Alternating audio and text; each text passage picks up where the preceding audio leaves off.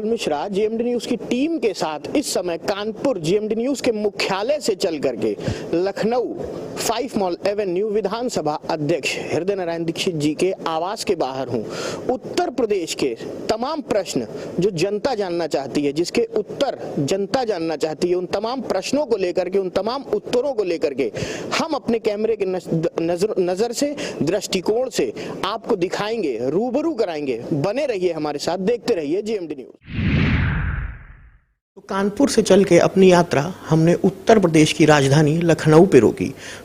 हम इस समय बैठे हैं शख्सियत विधानसभा अध्यक्ष हृदय नारायण जी के पास, जिनको प्रकांड नॉलेज है, प्रकांड ज्ञान है, लेखनी का, पत्रकारिता में जिनका चरम हासिल है।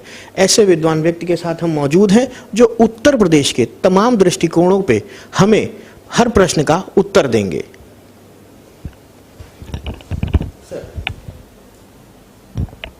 सबसे पहले हम इस समय जो ज्वलंत मुद्दा चल रहा है उत्तर प्रदेश में कि एक और तो हींग मशहूर है हाथरस की, मिठाई मशहूर है हाथरस की, लेकिन ये एक कारनामा ऐसा हो गया जिस पे एक सफालिया निशान खड़ा हो गया।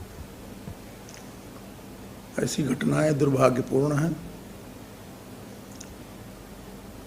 हम लोगों को माननीय मुख्यमंत्री श्री योगी आदित्यनाथ जी पर भरोसा करना चाहिए। वो व्यक्तिगत रूप से इस मामले में रुचि ले रहे हैं और उन्होंने घोषणा की है कि कठोर कार्यवाही की जाएगी और वो हर तरह से इस मामले की मॉनिटरिंग भी कर रहे हैं।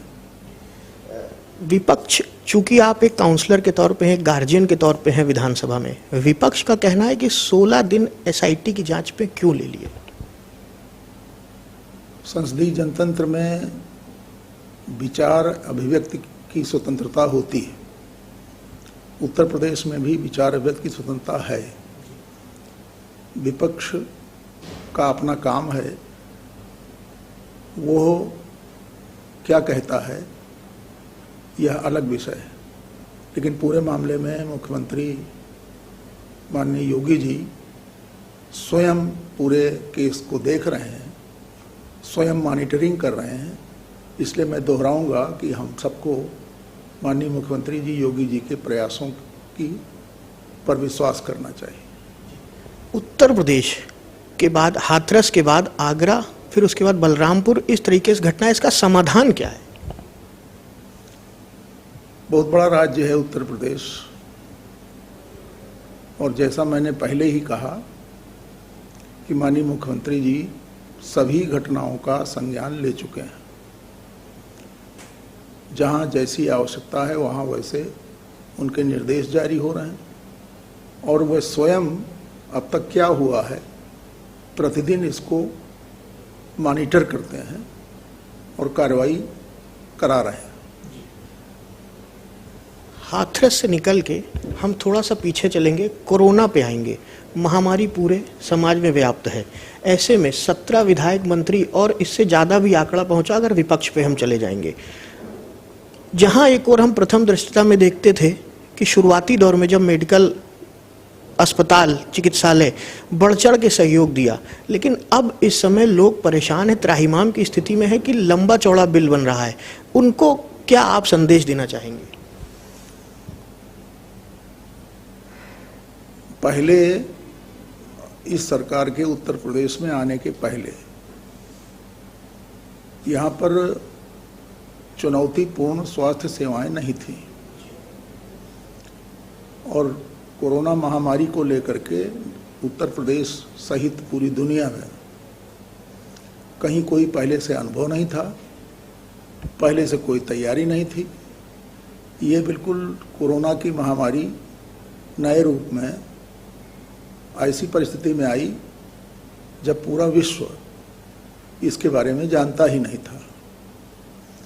मुख्यमंत्री योगी जी ने टीम गठित की और मैंने स्वयं देखा है कि वह प्रतिदिन सायंकाल कोरोना महामारी के बारे में कहाँ क्या हो रहा है, कहाँ क्या छूटा जा रहा है, कहाँ ढिलाई हो रही है, इसको वो स्वयं अपनी टीम के साथ, अधिकारियों के साथ मॉनिटर करते हैं और पता भी करते हैं कि किस क्षेत्र में कहाँ किस वजह से इस महामारी से जूझने में कठिनाई आ रही।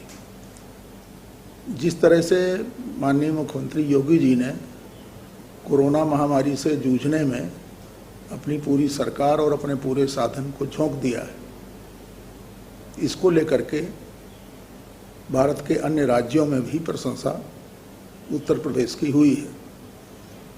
तो उत्तर प्रदेश का अनुसरण अन्य राज्य भी कर रहे हैं। महामारी है जिसका टीका उपलब्ध नहीं, जिसकी कोई दवा उपलब्ध नहीं, ऐसे में प्रबंधन करना जैसा कर रहे हैं प्रशंसनीय है। लेकिन लोगों की समस्या ये है कि बिल बहुत ज़्यादा लंबे बना रहे हैं। तो जो अस्पताल 24 घंटे गुणे 7 का एक बोर्ड लगाता था बाहर कि हमने 24 घंटे 7 दिन सेवाएं देनी है, वो इस समय लोगों को खासा समस्या दे रहे हैं। ऐसा समाचार पत्रों के माध्यम से, सोशल मीडिया के माध्यम से हमेशा से आ रहा है। ऐसी समस्याओं पर सरकार का ध्यान है और सरकार प्रत्येक समस्या से निपटने के लिए कार्रवाई कर रही है। सर, एक प्रश्न ये उभर के आ रहा है, जो नन्हे मुन्ने बच्चे हैं इंटरमीडिएट से लेकर के आगे की पढ़ाई तक के लिए, हायर एजुकेशन के लिए 15 अक्टूबर से विद्यालय खोले जा रहे हैं, लेकिन गाइडलाइन ये दी गई है कि जिला प्रशासन राज्य सरकार के अधीन होकर के इसको तय करेगा कि किन विद्यालयों को खोलना है, किन को नहीं खोलना है, कैसे बच्चों को बुलाना है, ये उनके गार्जियन तय करेंगे, माता पिता तय करेंगे। तो इसको आप किस तरीके से देख रहे हैं? इसे सिर्फ अतिरिक्त सावधानी के रूप में देखा जाना चाहिए। जैसे हम आप मिले, आप वरिष्ठ पत्रकार हैं, हमारे पारिवारिक संबंधों में हैं, लेकिन हम लोग भी दूरी बनाकर बैठे हैं। कोई ये कह सकता है कि भाई इतनी दूर से प्रेस वार्ता का क्या तुक है, तो ये हम दोनों द्वारा अतिरिक्त सावधानी का ही परिणाम है। शिक्षण संस्थाओं को खोलना, कैसे चलाना, इसमें बार बार तर्क करना, बार बार नियमावली बनाना, ये अच्छी बात है। सतर्कता ही इस बीमारी का उपचार है और कोई दवा अभी तक खोजी नहीं गई है। तो इसे अतिरिक्त सतर्कता के रूप में और अतिरिक्त संवेदनशीलता के रूप में लिया जाना चाहिए। अयोध्या लेकर के चलेंगे, सभी आरोपी बरी, क्या संदेश देंगे? जो सभी आरोपी बरी हैं, उसको आप किस तरीके से निर्णय को ले रहे हैं?